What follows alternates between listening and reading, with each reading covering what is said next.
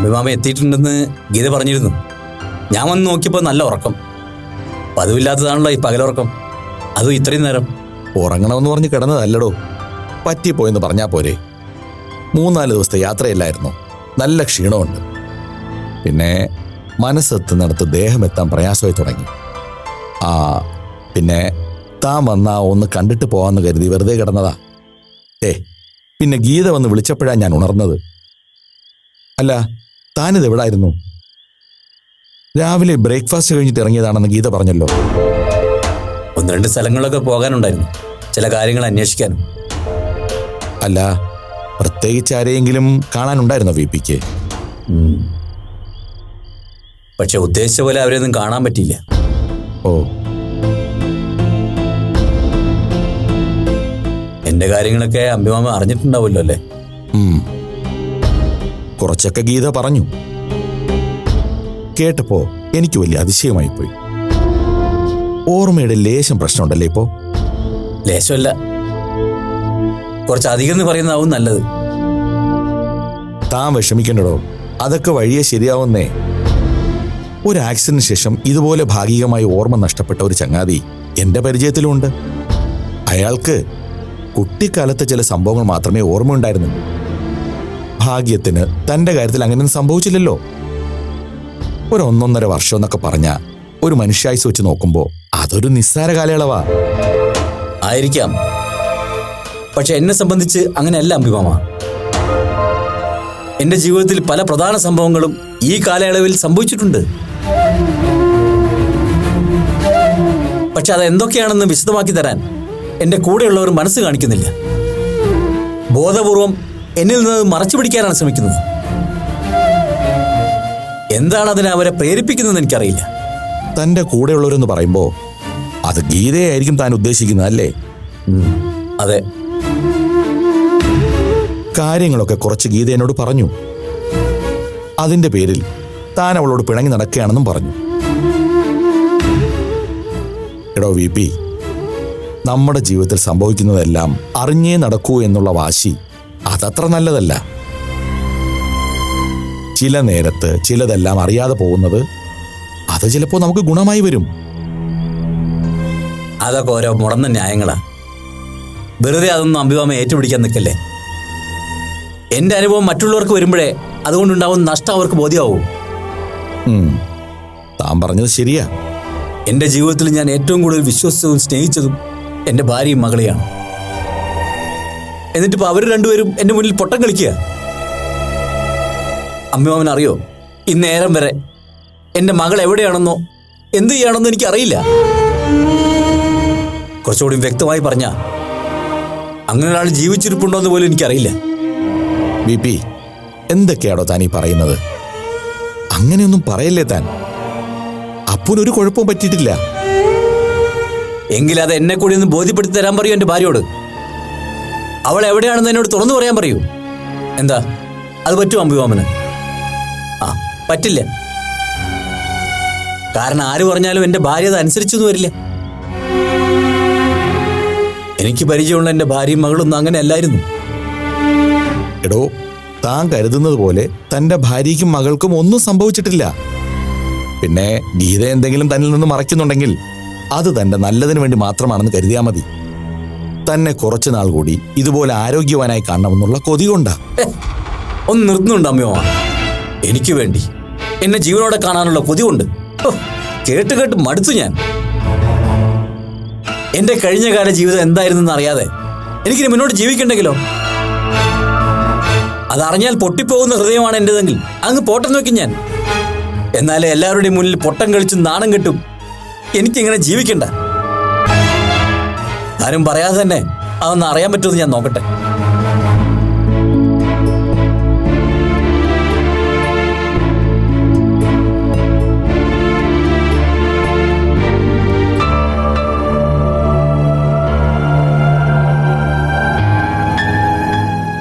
എന്തോ എനിക്കിതങ്ങോട്ട് വിശ്വസിക്കാനാവുന്നില്ല മുരളിയേട്ടാ.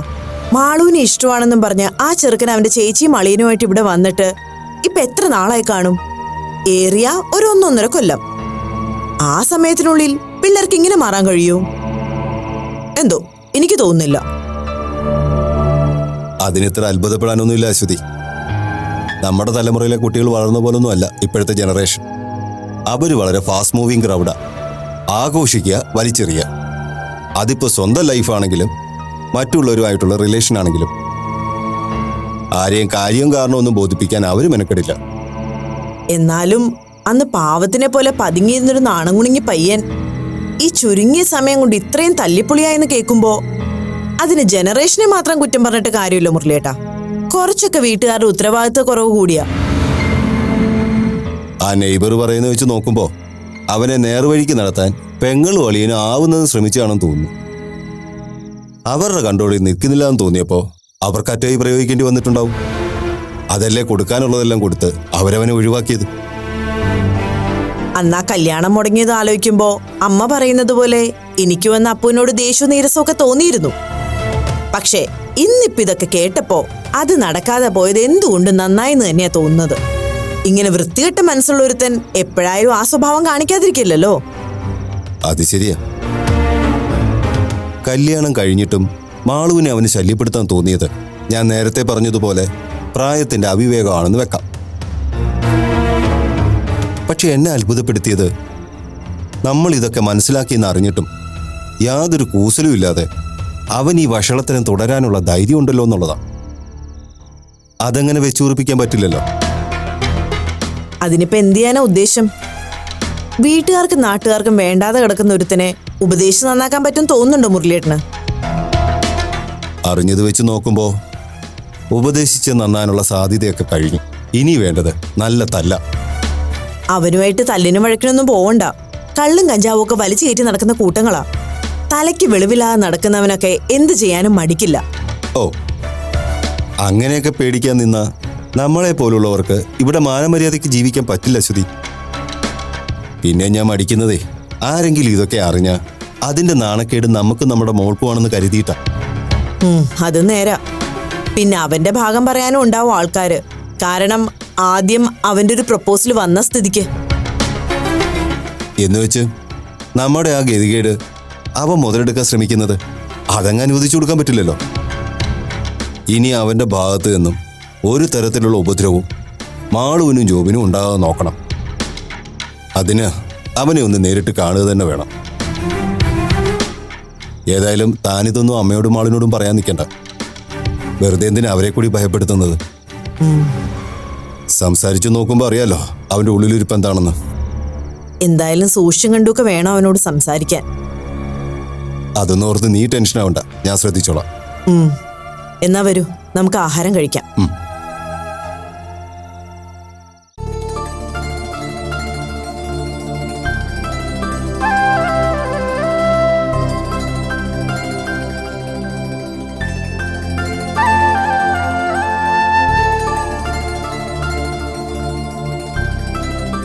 അല്ല, നീ ഇതെവിടേക്ക് പോവാനാ ഒരുങ്ങുന്നേ?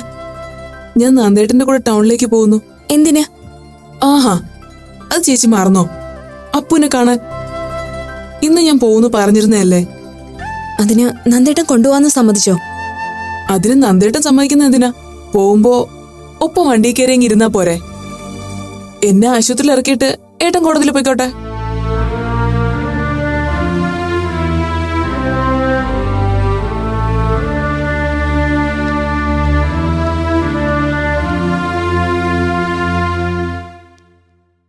നന്ദേട്ടാ, ദാ ഊണ്. എന്തിനാ നില വെറുതെ ബുദ്ധിമുട്ടിയത്? ഞാൻ ക്യാൻറ്റീനിൽ നിന്ന് കഴിക്കാറുന്നല്ലോ. അത് വേണ്ട. ഇവിടിപ്പോ ഞാൻ ചോറും കറികളൊക്കെ വെച്ചല്ലോ. അതിൽ നിന്ന് ഒരു പങ്കുകൊണ്ടേ കഴിക്കുന്നതിൽ എന്താ ഇത്ര ബുദ്ധിമുട്ട്? ബുദ്ധിമുട്ടായിട്ടൊന്നുമല്ല. വീട്ടിലുണ്ടാക്കുന്ന ആഹാരമാണ് കഴിക്കാൻ ഇഷ്ടവും. പക്ഷേ അത് മറ്റുള്ളവർക്കൊരു ബുദ്ധിമുട്ടാവരുതല്ലോ. മറ്റുള്ളവരെന്ന് ഉദ്ദേശിച്ചത് എന്നെയാണെങ്കിൽ എനിക്കതൊരു ബുദ്ധിമുട്ടേ അല്ല കേട്ടോ. അല്ല, ആതിര വരുന്നുണ്ടോ നന്ദേട്ടന്റെ കൂടെ? ഇല്ലല്ലോ. സർജറിയുടെ അന്ന് കൊണ്ടുപോകാമെന്ന് ഞാൻ ഇപ്പൊ കൂടെ അവളോട് പറഞ്ഞതേ ഉള്ളൂ. അവളത് സമ്മതിച്ചിട്ട് പോയതാണല്ലോ. അവള് സമ്മതിച്ചെന്ന് നന്ദേട്ടന് വെറുതെ തോന്നിയതാ. ദേ, ആളൊപ്പം വരാൻ വേണ്ടി റെഡിയാവുന്നുണ്ട്. ശേ, ഇവളുടെ ഒരു കാര്യം എത്ര പറഞ്ഞാലും മനസ്സിലാവില്ലെന്ന് വെച്ചാൽ എന്താ ചെയ്യാ? ഇനി പണിക്കർ സാർ എങ്ങാനും സത്യം മനസ്സിലാക്കി ഹോസ്പിറ്റലിൽ വന്നാ വെറുതെ അവിടെ വെച്ചൊരു സീനുണ്ടാവും. ഒക്കെ ആലോചിച്ചിട്ടാ ഇപ്പൊ എന്റെ കൂടെ വരണ്ടാന്ന് ഞാൻ പറഞ്ഞത്. സാരയില്ല നന്ദേട്ടാ, അപ്പുനെ കാണാൻ അവൾ അത്രയ്ക്ക് ആഗ്രഹിച്ചിട്ടല്ലേ. ഇന്നലെ അത് അറിഞ്ഞതു മുതൽ എന്തോരം സങ്കടമായിരുന്നെന്നറിയോ. രാത്രി മുഴുവനും അപ്പുവിന്റെ കാര്യം തന്നെയായിരുന്നു പറഞ്ഞുകൊണ്ടിരുന്നത്. അവൾ അങ്ങനെയാ നില. ഒരു കാര്യം മനസ്സിൽ ഉറച്ചാ പിന്നെ അത് നടന്ന് കിട്ടുന്നിടം വരെ അവൾക്കൊരു സമാധാനം ഉണ്ടാവില്ല. അല്ലെങ്കിൽ തന്നെ അവൾ അപ്പുവിനെ കാണണമെന്ന് പറഞ്ഞിരുന്നതാ. ഇതിപ്പോ ഒരു കാരണമായെന്നേ ഉള്ളൂ. പക്ഷെ വരരുതെന്ന് പറഞ്ഞിട്ടുള്ള സ്ഥിതിക്ക് അവിടെ ചെല്ലുമ്പോ അപ്പോ ആ പേരും പറഞ്ഞ് വഴക്കിന് ചെല്ലാതിരുന്നാ മതി. അങ്ങനെയൊന്നും ഉണ്ടാവില്ല. നന്ദേട്ടൻ എന്തായാലും അവളെയും കൂടെ കൊണ്ടുപോ. ശരി, ഇനിയിപ്പോ അതിന്റെ പേരില് ഇവിടെ ഒരു കുടുംബകലഹം വേണ്ട. അവള് വന്നോട്ടെ. നന്ദേട്ടൻ സമ്മതിച്ചു എന്ന് അറിയുമ്പോ ആൾക്ക് വലിയ സന്തോഷാവും. ഞാൻ പോയി പറഞ്ഞിട്ട് വരാം. അല്ല നില, ഒരു മിനിറ്റ്. എന്താ നന്ദേട്ടാ? അല്ല, ആതിര എന്റെ കൂടെ വന്നാ താനിവിടെ ഒറ്റക്കാവില്ലടോ. അത് സാരയില്ല. ഇവിടെ അടുത്ത് മുത്താരമ്മയൊക്കെ ഉണ്ടല്ലോ. വേണമെങ്കിൽ ഞാൻ അവരോട് വരാൻ പറയാം. ഏയ്, തന്നെ ഇവിടെ തനിച്ചാക്കിയിട്ട് ആതിരെ കൊണ്ടുപോയാ എനിക്ക് പിന്നെ ടെൻഷനാ. നന്ദേട്ടൻ എന്തിനാ ടെൻഷൻ അടിക്കുന്നേ? ഒരു കുഴപ്പമില്ലെന്നേ. ഞാൻ ഇവിടെ തന്നെ നിന്നോളാം. ഏയ്, അത് ശരിയാവില്ല. ആരും ഇല്ലാത്ത സമയത്ത് മോഹനകൃഷ്ണങ്ങാനം വന്ന് പ്രശ്നം ഉണ്ടാക്കുകയോ തന്നെ ഉപദ്രവിക്കുകയോ ചെയ്താലോ? അതുകൊണ്ട് താൻ കൂടെ റെഡിയാക്കോ.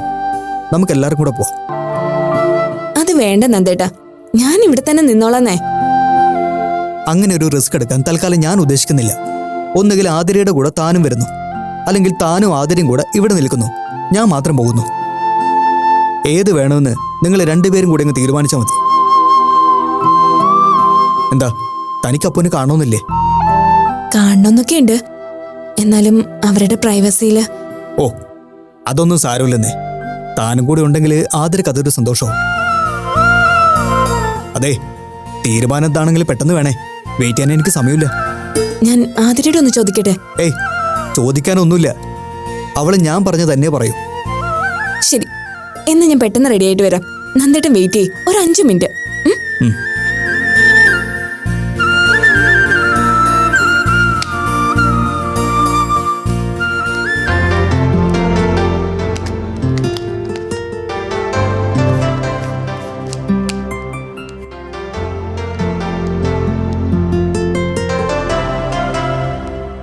ഗീതേ, അല്ല, അമ്മിമാമ ഇറങ്ങുകയാണോ? ആ, രാവിലെ അങ്ങ് പോയേക്കാമെന്ന് കരുതി. 1-2 കൂട്ടം കാര്യങ്ങളുണ്ടേ. ബ്രേക്ക്ഫാസ്റ്റ് കഴിഞ്ഞിട്ട് പോയാൽ മതി. വേണ്ട, കഴിക്കാൻ നിന്നാൽ ലേറ്റാവും. അവിടെ കോടതി പരിസരത്ത് നിന്ന് ഒരു ചായയിലും ഒരു ചെറു കടിയിലും ഒക്കെ ഒതുങ്ങും ബ്രേക്ക്ഫാസ്റ്റ്. എന്താ ഇത്ര ധൃതി? കോടതിക്ക് മുമ്പ് വക്കീലിനെ ഒന്ന് കണ്ട് കുറച്ച് കാര്യങ്ങളുണ്ട്. അതാ നേരത്തെ ഇറങ്ങാമെന്ന് കരുതിയത്. പിന്നെ ഇന്നലെ VPയോട് ഞാൻ സംസാരിച്ചിരുന്നു. VP പറഞ്ഞൊന്നും നീ കാര്യമാക്കണ്ട കേട്ടോ. നിന്നെ പൂർണ്ണമായി മനസ്സിലാക്കാൻ അയാൾക്കിപ്പോഴും പറ്റിയിട്ടില്ലാത്തതുകൊണ്ടാ. പിന്നെ നിന്നോടുള്ള ദേഷ്യവും വാശിയും. VPക്ക് അറിയില്ലല്ലോ സ്വന്തം നിഴലിനോടാ അയാൾ യുദ്ധം ചെയ്യുന്നതെന്ന്. അതുകൊണ്ട് അതിനൊക്കെ അത്രയ്ക്ക് പ്രാധാന്യം കൊടുത്താൽ മതി എന്നാ എനിക്ക് പറയാനുള്ളത്. ഇപ്പൊ ആലോചിക്കുമ്പോൾ എനിക്കും തോന്നുന്നു അപ്പുവിന്റെ ആ തീരുമാനം തന്നെയാ ശരിയെന്ന്. തെളിച്ചു പറഞ്ഞ ആൺകുട്ടിയാകാൻ ആഗ്രഹിക്കുന്ന ഒരാളായി ഈ വീട്ടിൽ അവൾക്കൊരു നിലനിൽപ്പുണ്ടെന്ന് എനിക്ക് തോന്നുന്നില്ല. ഇനിയും അവളിവിടെ തുടർന്നാൽ അത് അവളുടെ ജീവിതത്തെ പ്രതികൂലമായി ബാധിക്കുമെന്ന് തന്നെയാ എൻ്റെ അഭിപ്രായം. അതുകൊണ്ടാ ഞാൻ പറഞ്ഞത് അപ്പുവിന്റെ ഈ തീരുമാനം വളരെ ഇന്റലക്ച്വൽ ആണെന്ന്. അമ്മിമാമൻ പറഞ്ഞത് ഞാൻ സമ്മതിക്കുന്നു. പക്ഷെ അപ്പുവിനെ പറ്റിയല്ല ഞാൻ ഇപ്പോഴും വേവലാതിപ്പെടുന്നത്. അവളുടെ കാര്യം എങ്ങനെ VPയോട് പ്രസന്റ് ചെയ്യുന്ന എന്നെ അലട്ടുന്ന ചോദ്യം. നീ പറഞ്ഞതുപോലെ അതിപ്പോ വേണ്ട. അപ്പുവിന്റെ സർജറി കഴിഞ്ഞ് അവൾ അവളുടെ ലക്ഷ്യം പൂർണ്ണമാക്കട്ടെ. ഇനി VPയുടെ മുന്നിൽ അപ്പു എത്തുന്നത് ഒരാൺകുട്ടിയായിട്ട് വേണം. ആ റിയാലിറ്റിയെ അയാൾ അംഗീകരിച്ചേ മതിയാവൂ. അല്ലാതെ അതിനി അയാളോട് തുറന്നു പറഞ്ഞിട്ട് ഒരു പ്രയോജനം ഉണ്ടാവുമെന്ന് എനിക്ക് തോന്നുന്നില്ല. പിന്നെ VP എല്ലാ സത്യവും അറിയുന്നിടം വരെ നിനക്ക് പരീക്ഷണങ്ങളുടെ കാലമായിരിക്കും. ദേ, ഞാൻ പറഞ്ഞത് ഓർമ്മയുണ്ടല്ലോ, തോൽപ്പിക്കാൻ പല ശ്രമങ്ങളും ഉണ്ടായെന്നിരിക്കും. തോറ്റുകൊടുക്കരുത്. VPയോട് മാത്രമല്ല, നിന്റെ വിധിയോടും. ഇല്ല, ഇന്നലെ ഒരു നിമിഷം ഞാനൊന്ന് പതറിപ്പോയി എന്നുള്ളത് സത്യമാ. ഇനി ഉണ്ടാവില്ല. ഉണ്ടാവരുത്. അതുകൊണ്ട് ഒരിക്കലും നിന്റെ പ്രശ്നങ്ങൾ പരിഹരിക്കുകയില്ല. പിന്നെ എന്തിനാ അങ്ങനൊരു പാഴ്പണിക്ക് മെനക്കെടുന്നത്? ജന്മവും ജീവിതവും എന്നൊക്കെ പറയുന്നത് ഒന്നേയുള്ളൂ ഗീത. അതറിഞ്ഞും അനുഭവിച്ചും തന്നെ തീരണം. അമ്പിമാമൻ VP യെ കണ്ടോ? ആ, ഇല്ല. അയാളോടും ഒന്ന് യാത്ര പറയണം. കൂടുതൽ നേരം ഞാൻ നിൽക്കുന്നില്ല. നിന്നാ എന്റെ നാവിൽ നിന്നും ചില സത്യങ്ങൾ വീണുപോയാലോ? പേടിയാണ് എനിക്ക്. കരുതലോടെ വേണമല്ലോ അയാളോട് സംസാരിക്കാൻ. അതെ, ആശ്വസിപ്പിക്കാൻ പറ്റിയ ഭംഗിവാക്കുകളൊന്നും എന്റെ പക്കലില്ല ഗീത. എന്നാലും ഒരു സഹായമോ സാമീപ്യമോ വേണമെന്ന് തോന്നിയാൽ എന്നെ വിളിക്കുക. ഞാൻ വരും. അത്രയെങ്കിലും ഒരു ഉറപ്പ് ഞാൻ തനിക്ക് തരണ്ടേ? എന്നാ പിന്നെ ഞാൻ ഇറങ്ങട്ടെ ഗീത. ദേ, അപ്പുവിന്റെ കാര്യം ഓർത്ത് നീ വിഷമിക്കണ്ട. ഞാൻ പറഞ്ഞല്ലോ, അപ്പുവാണ് ശരി. ഇനി നിങ്ങൾക്ക് അങ്ങനൊരു പെൺകുട്ടിയില്ല എന്ന് മനസ്സിൽ ഉറപ്പിച്ചോളണം. ഒപ്പം അപ്പു എന്ന മകനെ സ്വീകരിക്കാനും നീ മാനസികമായി തയ്യാറെടുക്കണം. VP ഒന്ന് കണ്ടിട്ട് ഞാൻ ഉടനെ ഇറങ്ങും. ശരി, നിന്റെ ജോലി നടക്കട്ടെ.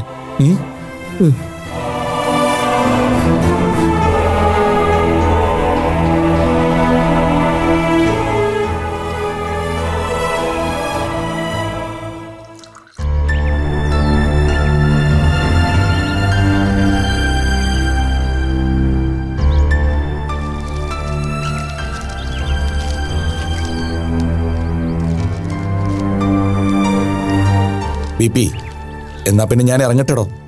അല്ല, ഇത്ര നേരത്തെയോ? ഞാൻ കരുതി അമ്മിമാമൻ ബ്രേക്ക്ഫാസ്റ്റ് ഉണ്ടാവുന്നു. ഓ, ഗീത എന്നെ നിർബന്ധിച്ചതാ. പക്ഷെ വേണ്ടടോ. രാവിലെ 1-2 പേരെ വീട്ടിൽ ചെന്ന് കാണേണ്ട ആവശ്യമുണ്ട്. ലേറ്റായ അവർ പല വഴിക്ക് പോകും. കോടതിയിൽ എന്തായിരുന്നു കേസ്? ഓ, അതൊരു പഴയ കേസാ. ചടയമംഗലത്തെ കോറി ഉടമയുമായിട്ടുള്ളത്. ഞാനതിലൊരു കക്ഷിയായിരുന്നു. ഇന്നും ഉണ്ട് അതിൻ്റെ വാദം. അല്ലാതെ 1-2 പരിസ്ഥിതി കേസുകളും ഉണ്ട്. എല്ലാം കൂടി ഒറ്റ വരണ് തീർക്കാമെന്ന് കരുതിയാ ഇങ്ങോട്ട് പോകുന്നത്. എങ്കിൽ പിന്നെ അതൊക്കെ കഴിയുന്നവരെ അമ്മിമാമൻ ഇവിടെ കൂടിക്കൂടെ? ഹേയ്, അത് ശരിയാവില്ലടോ. ടൗണിലെ എന്റെ ചങ്ങാതിക്കൊരു മുറിയുണ്ട്. ആ ആളും നമ്മുടെ ഇനത്തിൽപ്പെട്ടൊരു ജനസാ. നാട്ടുകാര്യങ്ങളും ചർച്ചയും ഒക്കെയായി അവിടെ കൂടാമെന്നാ വിചാരിക്കുന്നത്. പണ്ടൊക്കെ ഇവിടെ നിൽക്കാൻ പറ്റുന്ന ദിവസങ്ങള് അമ്മിമാമൻ ഇവിടെ തന്നെ കൂടുമായിരുന്നു. ഇപ്പോ അതിന് പറ്റിയ സാഹചര്യം ഇല്ലാന്ന് തോന്നുന്നുണ്ടാവൂല്ലേ? ഏയ്, അതൊന്നും അല്ലടോ. ഇവിടെയായാലും എവിടെയായാലും ഒരു തുണിസഞ്ചിയിൽ ഒതുങ്ങുന്ന ജീവിതമല്ലേ എന്റേത്. പിന്നെ ഒരു കണക്കിന് പറഞ്ഞാ താൻ പറഞ്ഞത് നേരാ. പണ്ടൊക്കെ നേരം കിട്ടുമ്പോഴൊക്കെ ഇങ്ങോട്ട് ഓടി വരാൻ ഒരു ഉത്സാഹമുണ്ടായിരുന്നു. അന്നേ ഇതൊരു വീടായിരുന്നു. ആരുമല്ലെങ്കിലും ഒരു കാരണവരുടെ സ്നേഹവും സ്ഥാനവും ബഹുമാനവും ഒക്കെ താനും ഗീതയും എനിക്ക് തന്നിട്ടുണ്ട്. ഇപ്പോഴങ്ങനെ അല്ലെന്നാണോ അമ്മിമാമൻ പറയുന്നത്? എന്നല്ല VP ഞാൻ പറഞ്ഞതിനർത്ഥം. എല്ലാവരും ഒരു മനസ്സോടെ ഒന്നിച്ചു നിൽക്കുമ്പോഴേ ഒരു വീട് വീടാവുകയുള്ളൂ. പക്ഷേ കാലം കുറച്ചായി ഇവിടെ അങ്ങനെയൊന്നും അല്ലല്ലോ. അതുകൊണ്ടങ്ങനെ പറഞ്ഞതേ ഉള്ളൂ. അമ്മിമാമൻ പറഞ്ഞു നേരാ. വിശ്വാസവും സ്നേഹവും നഷ്ടപ്പെട്ടവർ ഒരുമിച്ച് താമസിക്കുമ്പോൾ അതൊരിക്കലും സന്തോഷമുള്ള വീടാവില്ല. അത് അമ്പിമാമനെ പോലെ നേരത്തെ തന്നെ ഞാനും മനസ്സിലാക്കിയിരുന്നു, അല്ലേ? എന്താ അമ്മിമാമ, എന്റെ ചോദ്യം ശരിയല്ലേ?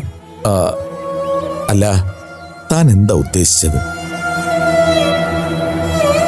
പരസ്പരം വിശ്വാസവും സ്നേഹവും നഷ്ടപ്പെട്ടതുകൊണ്ടായിരിക്കണമല്ലോ ഞാനും ഗീതയും തമ്മിൽ ഇതിനു മുമ്പ് പിരിയാൻ തീരുമാനിച്ചത്. എടോ, അതൊക്കെ കഴിഞ്ഞ കാര്യങ്ങളല്ലേ VP. ഇനിയിപ്പോ എന്തിനാ അതിനെക്കുറിച്ചൊക്കെ ഓർക്കാനും പറയാനും നിൽക്കുന്നത്? വിട്ടുകളേടോ. ഞാൻ ഇറങ്ങട്ടെ. അമ്മ, ഒരു മിനിറ്റ്.